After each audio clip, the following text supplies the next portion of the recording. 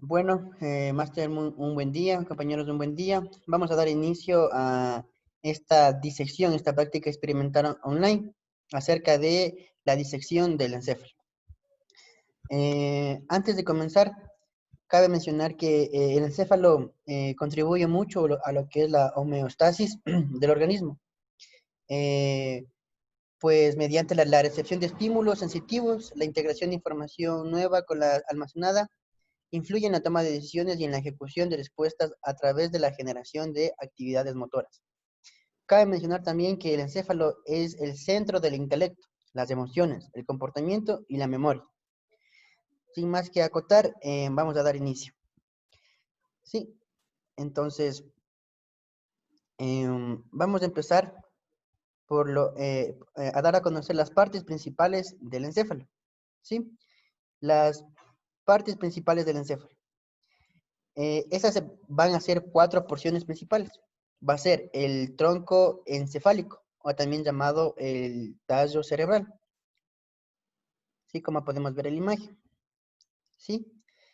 Va a ser igual el cerebelo, ¿sí? Como podemos ver en la imagen, aquella parte trasera, posterior del, del cerebro. Otra porción va a ser el diencéfalo, en donde va a contener al hipotálamo y al tálamo, ¿sí? Que se encuentra en el lado lateral del cerebro. Sí, ya, esta mismito. Y también tenemos lo que es el cerebro, la porción del cerebro. ¿Sí? Ahora bien, también de igual manera vamos a hablar acerca sobre las cubiertas protectoras del encéfalo. Como bien sabemos, las cubiertas protectoras van ¿a qué? Como su nombre lo indica, a proteger al cerebro, ¿no es cierto? Estas van a ser tres. Estas cubiertas protectoras van a tomar los nombres de duramadre por afuera, ¿sí? Duramadre por afuera, aracnoides en medio y piamadre por dentro, ¿sí?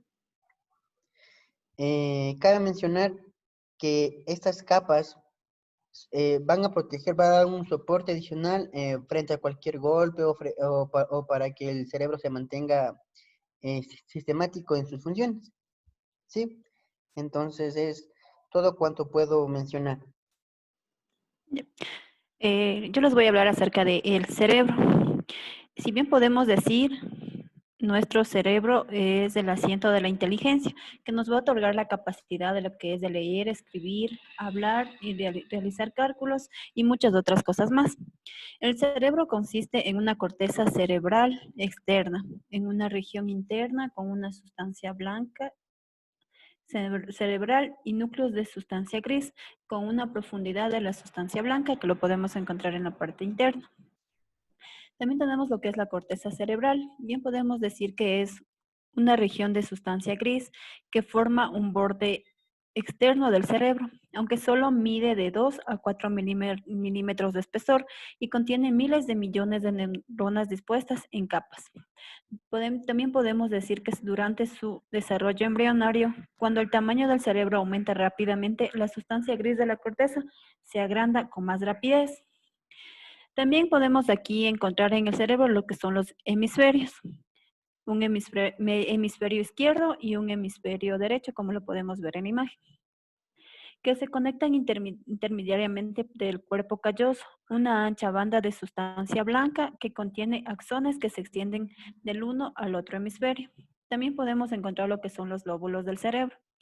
En cada hemisferio cerebral se subdivide en varios lóbulos. Los lóbulos se denominan según los huesos que lo recubren, bien puede ser el frontal, el parietal, el temporal y el occipital. El surco pariético occipital separa lo que es el lóbulo parietal del lóbulo occipital. Una quinta parte del cerebro, la ínsula, no puede observarse en la superficie del encéfalo, ya que se encuentra dentro del surco cerebral lateral, en la profundidad de los lóbulos parietal, frontal y temporal. Es cuanto puedo decir lo que es al cerebro. Gracias.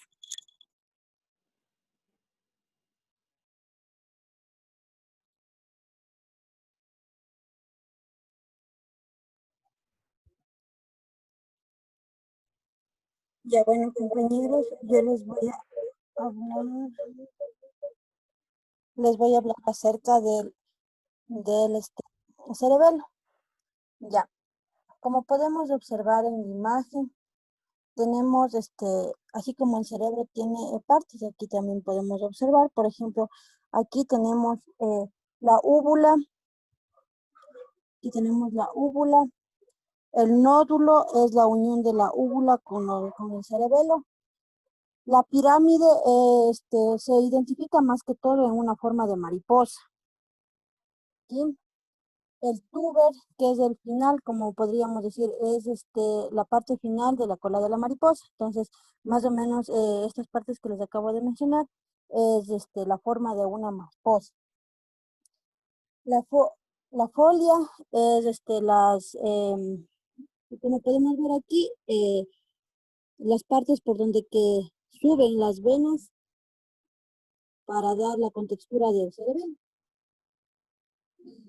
La declive es la parte final del nódulo y el principio del cerebelo.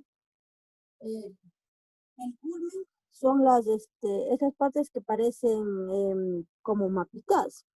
Estas partes del culmen y el lóbulo central prácticamente viene a ser, bueno, aquí también tenemos la parte derecha y la parte izquierda. Eso en cuanto a mi exposición completa.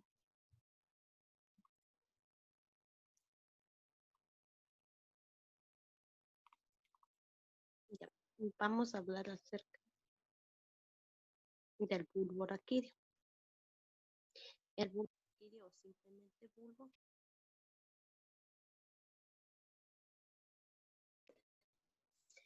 y forma parte inferior del tronco del encéfalo.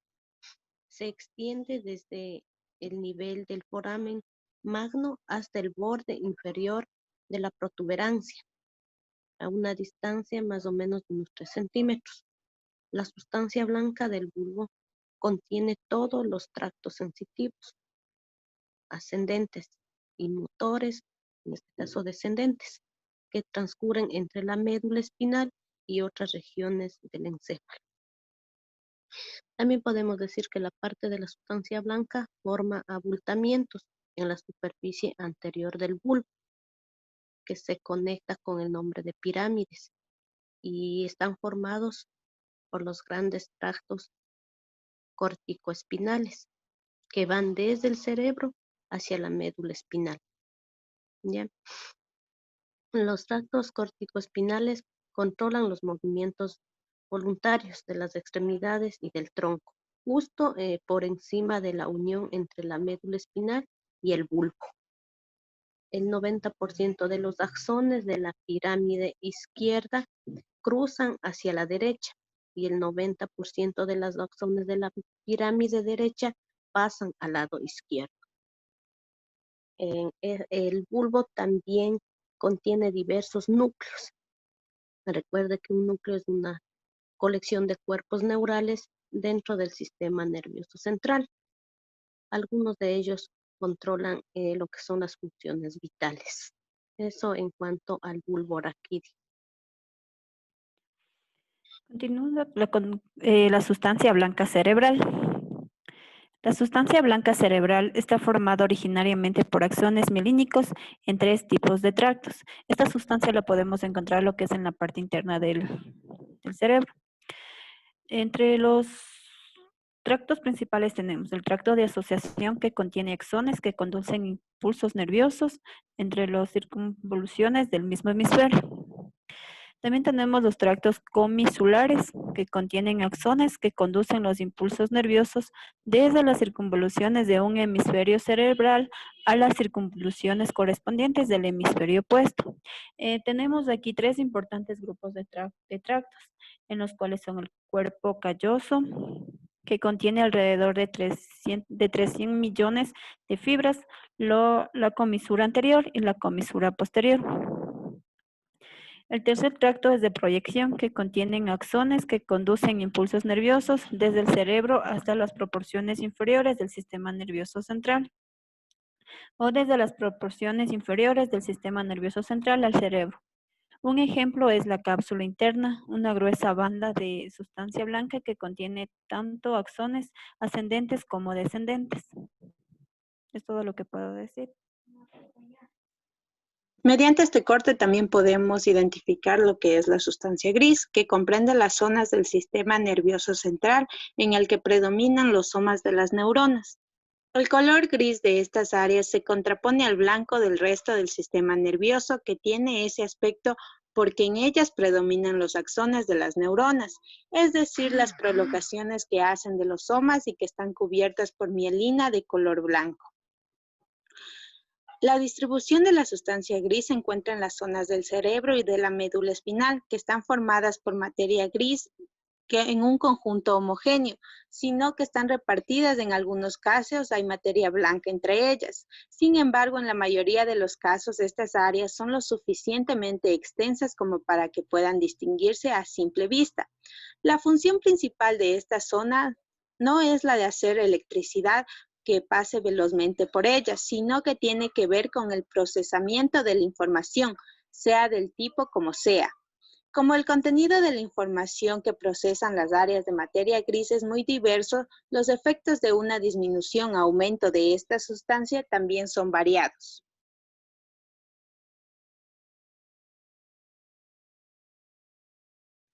Ya, lo que yo les voy a hablar sobre es sobre los nervios olfatorios y nervios ópticos, pero primeramente eh, voy a empezar sobre el nervio olfatorio. Este se encuentra en la cavidad nasal superior, pasa hacia el cerebro a través de los epitelios olfativos, los cuales contienen lo que son los axones que conducen los impulsos nerviosos. Además, estos funcionan como receptores que conducen hacia la neurona bipolar del epitelio olfatorio. Ahora, ¿cómo nosotros podemos determinar al momento de que nosotros nos ubicamos en la cavidad nasal superior? Este atraviesa la cavidad ósea mediante lo que hace un momento les nombré, que eran los epitelios olfativos. Ya, esto presenta lo que es una única dendrita sensible al olor y además hace que sus axones pertenecientes a los receptores olfatorios atraviesen la lámina cribosa, que es lo que les mencionaba. Ya, en cuanto a los nervios y los bulbos olfatorios, los axones terminales y receptores hacen lo que es la llamada sinapsis con las dendritas y el cuerpo celular de las neuronas. ¿Para qué? Para que pase todo lo que se necesita, digamos, la información externa. Ahora, hablando del nervio óptico, nosotros encontramos desde la base frontal del cerebro, no sé si me puedes mostrar la base frontal eh, y la base frontal o la parte anterior, Maggie.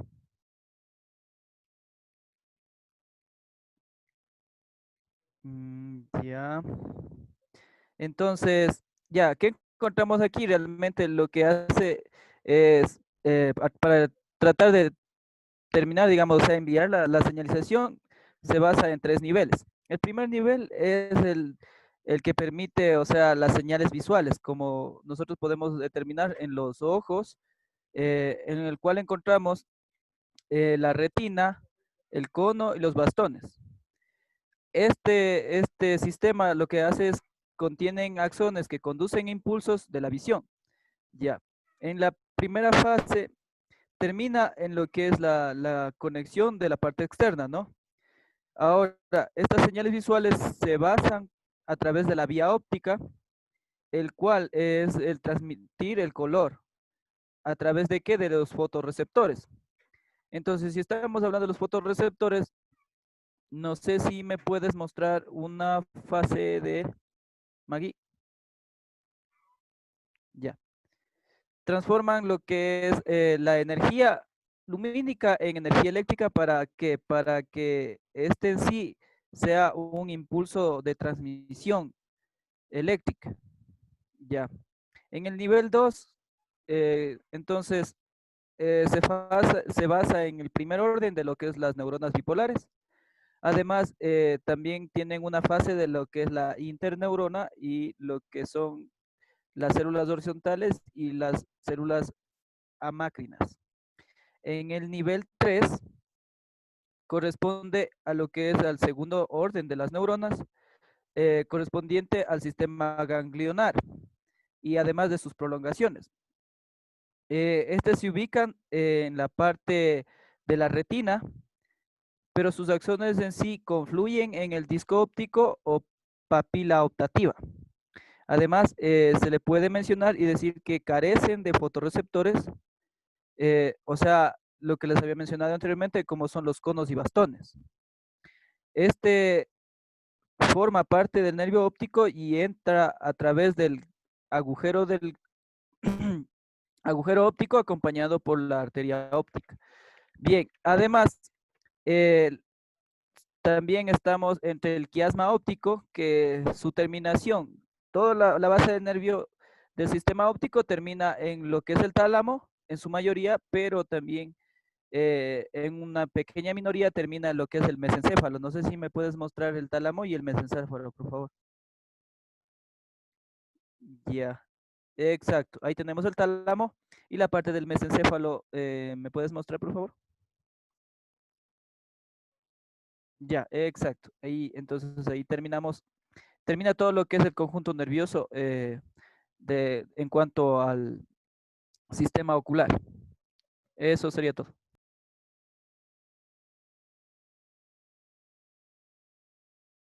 Bueno, agradeciendo a las partes por su intervención, damos por concluido esta disección del encéfalo. Muchas gracias y, profe, un saludo cordial.